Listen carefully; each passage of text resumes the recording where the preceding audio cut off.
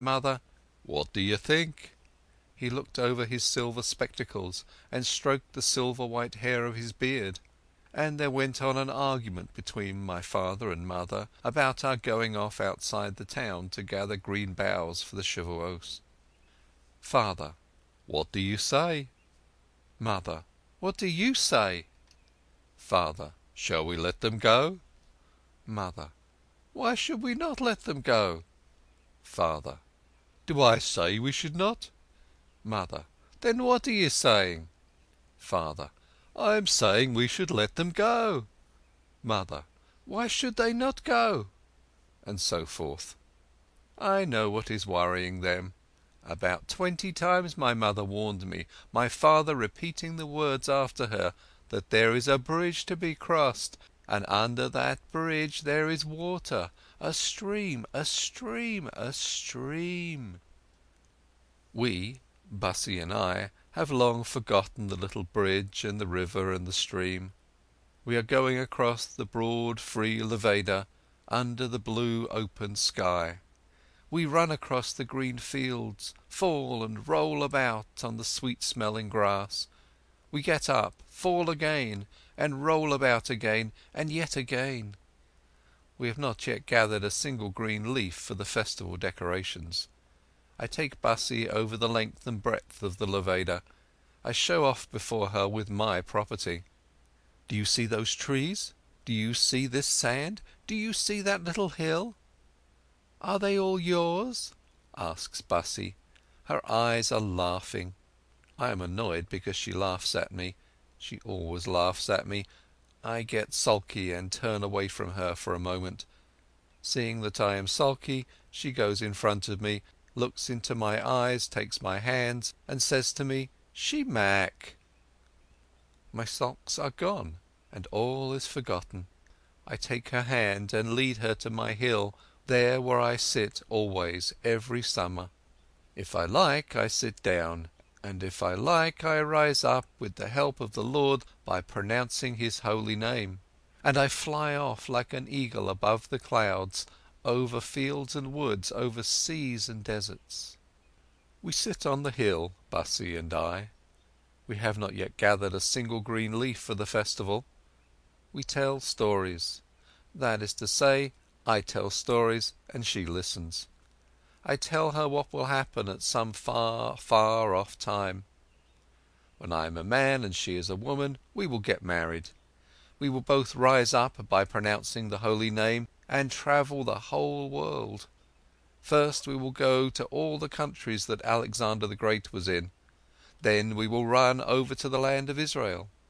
We will go to the hills of spices, fill our pockets with locust beans, figs, dates and olives, and fly off further and still further.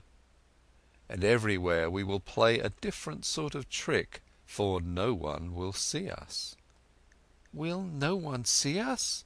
asks Bassi, catching hold of my hand. "No one, no one. We shall see everyone, but no one will see us." "In that case, I have something to ask you." "A request?" "A little request."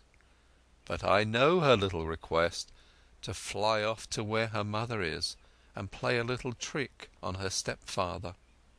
"Why not?" I say to her. "With the greatest of pleasure. You may leave it to me, little fool. I can do something which they will not forget in a hurry." "Not them, him alone," pleads Bassi. But I do not give in so readily. When I get into a temper, it is dangerous. Why should I forgive her for what she has done to Bassi, the cheeky woman? The idea of marrying another man and going off with him, the devil knows where, leaving her child behind, and never even writing a letter. Did anyone ever hear of such a wrong? I excited myself for nothing. I was as sorry as if dogs were gnawing at me, but it was too late. Bassi had covered her face with her two hands. Was she crying? I could have torn myself to pieces. What good had it done me to open her wound by speaking of her mother? In my own heart I called myself every bad name I could think of. Horse, beast, Ox, cat, good for nothing, long tongue." I drew closer to Bussy and took hold of her hand. I was about to say to her the words of the Song of Songs: "Let me see thy countenance, let me hear thy voice." Suddenly, how do my father and mother come here? My father's silver spectacles shine from the distance. The silver strands of his hair and beard are spread out on the breeze. My mother is waving her shawl at us. We two, Bussy and I, remain sitting. We are like paralysed. What are my parents doing here?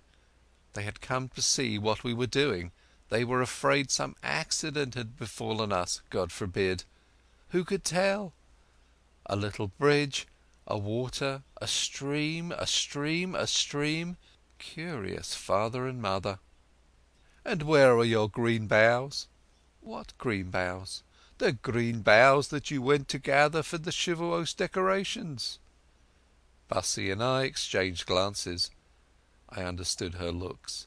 I imagine I heard her saying to me in the words of the Song of Songs: "And that thou wert as my brother, why are you not my brother?"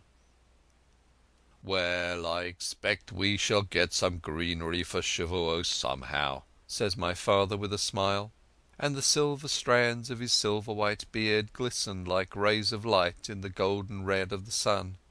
"Thank God the children are well and that no evil has befallen them." "Praised be the Lord," replies my mother to him, wiping her moist red face with the ends of her shawl. And they are both glad. They seem to grow broader than long with delight.